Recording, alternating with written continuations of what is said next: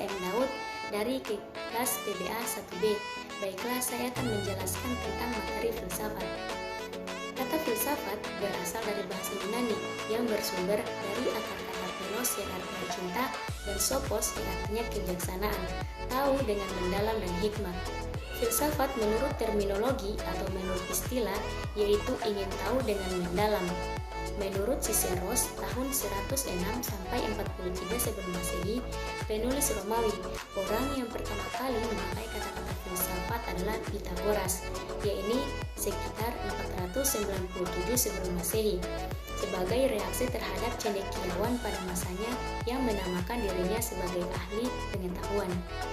Menurut Sidi Galzaba, kata filsafat berasal dari bahasa Yunani, dan bangsa Yunanilah yang pertama-tama berfilsafat, seperti yang lazim dipahamkan orang sampai sekarang. Kata filsafat berasal dari kata majemuk, yaitu philos dan sophos. Filsafat juga merupakan kajian yang mendalam mengenai pengertian asas, metode, dan kesimpulan dari suatu ilmu dengan maksud untuk mengkoordinasinya dengan ilmu-ilmu lainnya berdasarkan fungsinya, yaitu yang pertama fungsi analisis, yaitu fungsi filsafat untuk menjelaskan dan mengkaji metode, hukum, prosedur, dan kaidah-kaidah semua kegiatan teoritis termasuk penelitian. Fungsi yang kedua yakni fungsi sintesis, yaitu usaha filsafat untuk membuat dugaan-dugaan yang rasional dengan melampaui batas fakta-fakta ilmiah yang menyatukan semua pengalaman manusia dalam suatu keseluruhan yang bersifat komprehensif dan bermakna. Yang kedua yakni sejarah berkembangnya filsafat. Filsafat awal berkembangnya yaitu pada abad ke-6 hingga abad ke-4 sebelum Masehi. Banyak perdebatan mengenai siapa dan di mana pertama-tama muncul pemikiran filsafat. Tetapi yang paling dominan mengisi penjelasan mengenai sejarah tumbuh dan berkembangnya filsafat selalu berawal dari era Yunani kuno dan klasik, ketika Thales, Anaximenes, dan Anaximandro yang banyak digolongkan sebagai filsuf kuno, sedangkan Socrates, Plato, dan Aristoteles banyak digolongkan dalam sejarah pemikir klasik. Sejarah filsafat ini dimulai dari berbagai belahan dunia, termasuk Yunani, India, Cina, maupun Timur Tengah. Tetapi mereka semua berada pada fase-fase yang disepakati sebagai awal mula orang berpikir filsafat, sekitar abad ke-6 sampai 4 sebelum Masehi. Periode ini kemudian digambarkan oleh Robert Solomon dan Kathleen Higgins bahwa di era ini adalah periode aksial dalam asal-usul filsafat, dan kemudian perlahan-lahan filsafat menyebar kemana-mana. Terima kasih. Wassalamualaikum warahmatullahi wabarakatuh. Bismillahirrahmanirrahim. Assalamualaikum warahmatullahi wabarakatuh. Perkenalkan, nama saya Siti Rahmadani Darwis. Saya dari kelompok 2 ingin mempresentasikan materi berjudul Manusia, Ilmu, dan Filsafat. Makna menjadi manusia. Manusia bukan saja makhluk yang berhadapan dengan diri sendiri, melainkan manusia adalah makhluk yang mukallaf, yaitu makhluk yang dibebankan kepadanya tanggung jawab dan kewajiban. Berdasarkan akal dan pikirannya, manusia mampu menciptakan hal-hal kreasi yang spektakuler berupa sains dan teknologi. Menurut para ahli, manusia disebut sebagai al-kain an-natik, yaitu makhluk yang dapat berbicara dan makhluk yang mempunyai leluhur. Sebagaimana umumnya, para filosof menganggap jiwa manusia terdiri atas 3 unsur. Yang pertama, nabatiyah, hawaniyah, dan islamiyah. Untuk lebih jelasnya, berikut saya paparkan beberapa definisi para ahli mengenai manusia. Yang pertama, menurut Plato. Menurut Plato, manusia dapat dilihat dari dualistik, yaitu unsur jiwa dan unsur jasad. Yang kedua, menurut Aristoteles. Menurut Aristoteles, manusia ialah hewan yang memiliki akal sehat, menyampaikan pendapat, dan berbicara sesuai dengan akal dan pikirannya.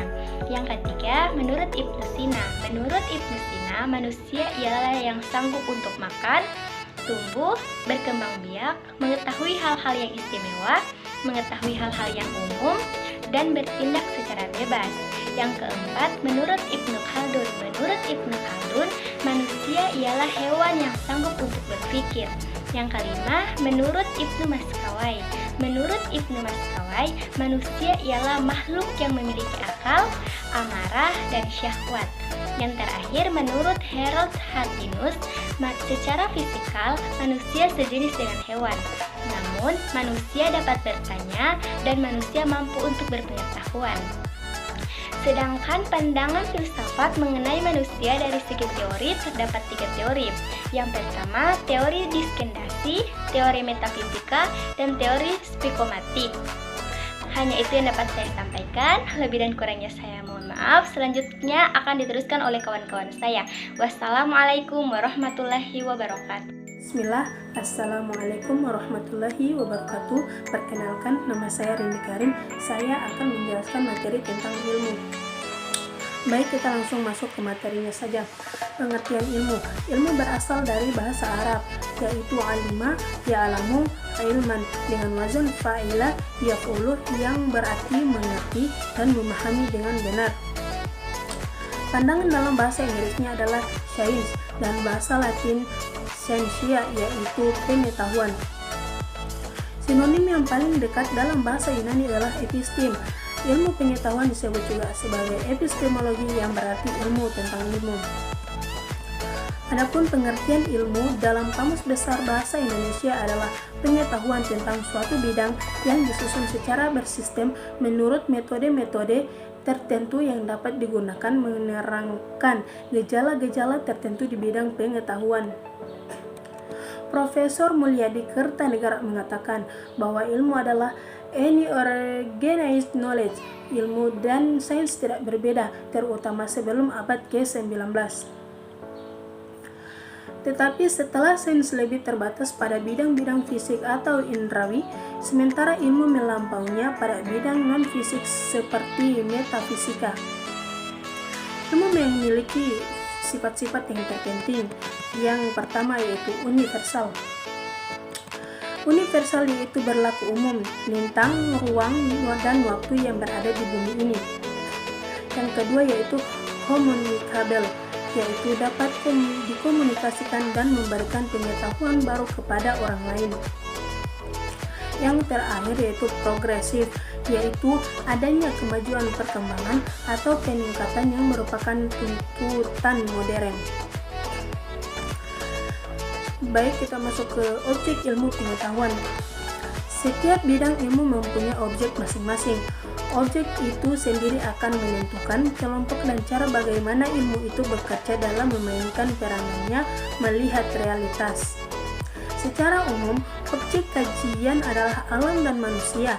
Namun karena alam itu sendiri terdiri dari berbagai komponen, dan manusia pun mempunyai keluasan dan kedalaman yang berbeda-beda, maka mengklasifikasikan objek sangat diperlukan.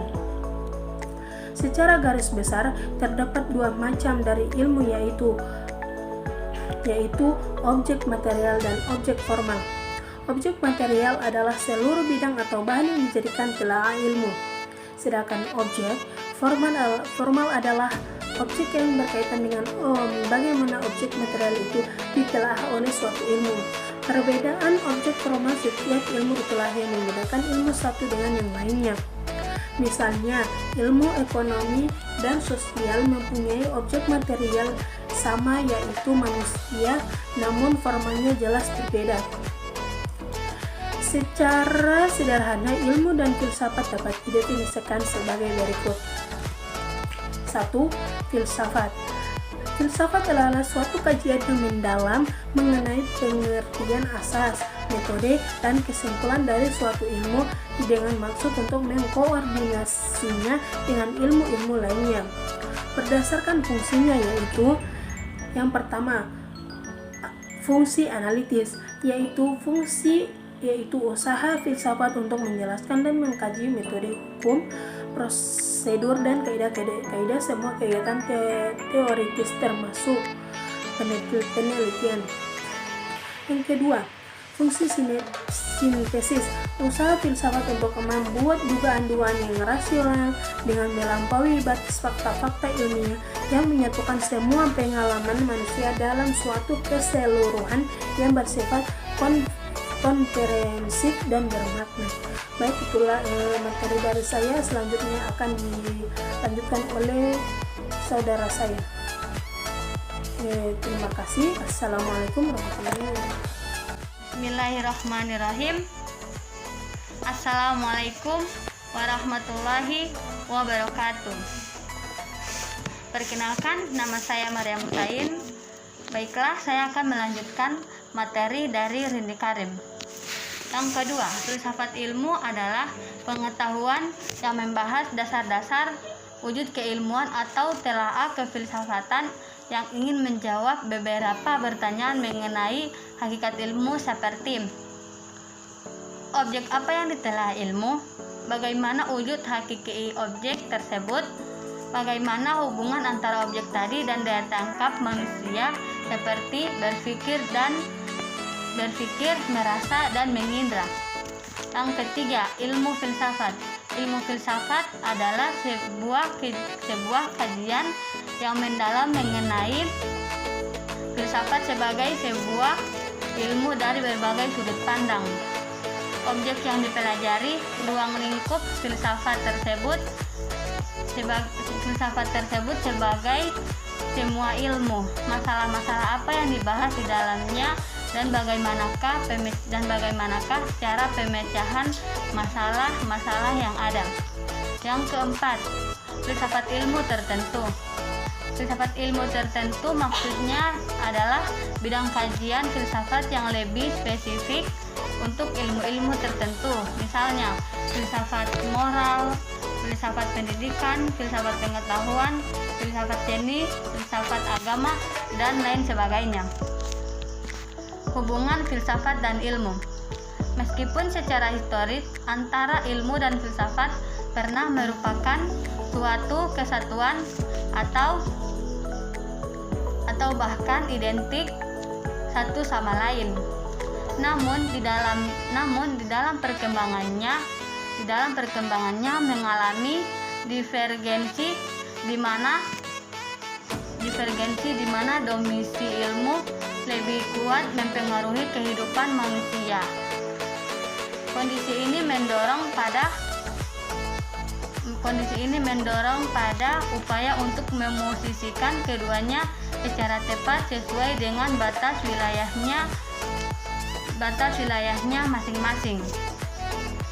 Sementara perbedaan filsafat dengan ilmu lebih berkaitan dengan titik fokus dan model penyelidikan. Ilmu mengkaji bidang yang terbatas serta lebih bersifat analitis dan deskriptif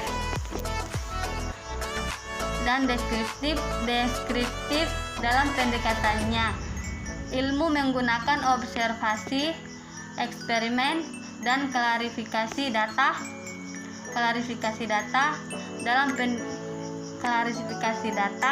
pengalaman indrawi serta berupaya untuk menemukan hukum-hukum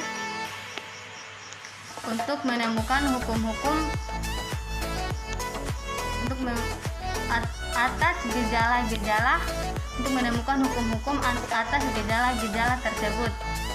Sedangkan filsafat berupaya mengkaji pengalaman secara menyeluruh sehingga lebih bersifat inklusif dan mencakup hal-hal namun dalam berbagai bidang kehidupan manusia.